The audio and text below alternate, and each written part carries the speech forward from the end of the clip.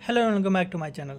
जिन भी लोगों का कैनरा बैंक में सिलेक्शन हुआ था as a customer service associate, तो उनका डीबी शेड्यूल था प्रीवियस मंथ के 28 और 29 तारीख को, यानी कि 28 अप्रैल और 29 अप्रैल को आपका डीबी शेड्यूल था।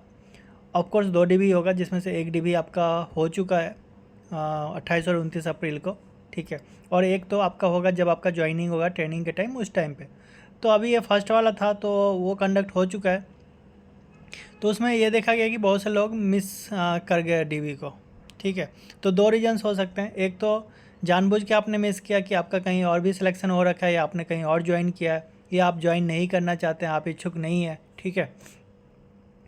तो उस केस में तो कोई दिक्कत नहीं है, आप इसको भी इग्नोर करिए। अदरवाइज कुछ लोग यदि ऐसे हैं जिनको ज्वाइन करना है और वो अननोइंगली मिस कर गए, उनका ईमेल अपडेट नहीं था, या फ़ोन नंबर चेंज हो गया, मेल चेंज हो गया, व्हाट्सएवर, ठीक है। कुछ लोग ऐसे भी मिले थे कि यार साइट पे निकला था, मेरे को पता ही नहीं लगा, मेल तो कुछ आया नहीं।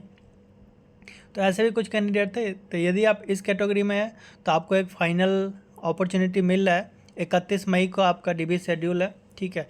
इस लिस्ट में टोटल 864 लोगों का नाम दिया गया है, ठीक है, जो थोड़ा सा अनबिलीवेबल लग रहा है, क्योंकि फर्स्ट वाला जो था उसमें 19 तक कुछ था, ठीक है।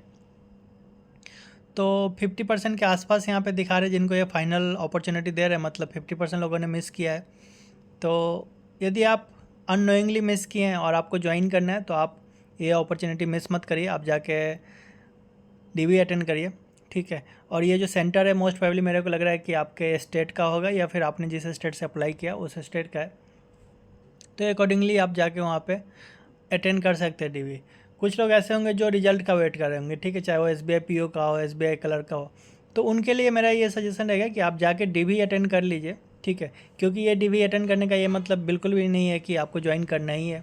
तो आप तब तक डीवी करा लीजिए, जब ज्वाइनिंग आएगा तब आप सोचना। तब तक आपका मान लो एसबीआई कलर का यदि आप वेट कर रहे हो, उसका रिजल्ट यदि फाइनल आ जाता है, ठीक है, या फिर एसबीआई पीओ का रिजल्ट का वेट कर रहे हो, या और भी कोई वेट कर रहे हो, तो तब तक रिजल्ट आ जाता है तो ठीक है, नहीं तो आप सोचना फाइनल के लिए।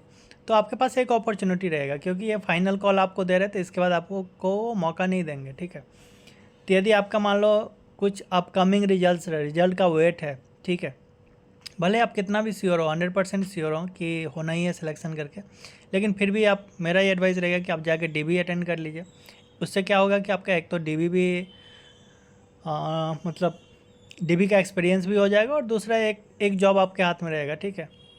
बाई चांस यदि नहीं होता है जिसका आप वेट कर रहे हैं, तो ऑफकोर्स आपके पास एक ऑप्शंस रहेंगे ये।